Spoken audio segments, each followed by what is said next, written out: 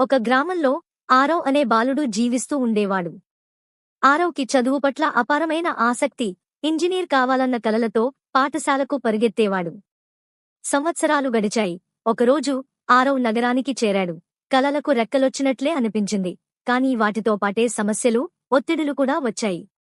Engineering కాలేజ్లోకి చేరిన మొదట్లో ఆరవ్కి ఒంటరితనం ఎదురయ్యింది. కానీ అదే సమయంలో మిత్రులు, చాయ్ బ్రేకులు, ఆత్మవిశ్వాసం కూడా దొరికాయి. చివరికి కోరుకున్న విధంగా ఐటీ ఉద్యోగం వచ్చింది. కంపెనీ కోసం చాలా కష్టపడి పని చేసేవాడు. కాని కొన్ని నెలలలోనే కంపెనీలో లేఆఫ్స్ వచ్చాయి. ఆరవ్ ఉద్యోగం పోయింది. కలలు చెరిగిపోయాయి. మానసికంగా బాధతో తిరిగి తన గ్రామానికి వచ్చాడు. అప్పుడు తండ్రి ఏమన్నాడంటే, పంటలు కూడా కొన్నిసార్లు నష్టపోతాయి. కాని మనం మళ్లీ విత్తనాలు వేస్తాం.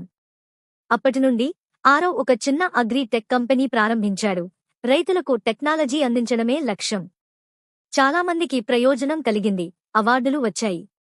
కాని ఆరవ్కి ముఖ్యమైనది ఏమిటంటే జీవితాలను మార్చడం. ఇప్పుడు ఆరవ్ నక్షత్రాల కింద కూర్చొని నవ్వుతున్నాడు.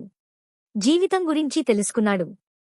కథలోని నీతి: హృదయం లయలా కొడుతుంది, పడుతుంది, ఎగరుతుంది. జీవిత మార్గము అలానే ఎగసిపడుతుంటుంది. స్ట్రెయిట్ లైన్ అంటే జీవితం లేదు, చావు.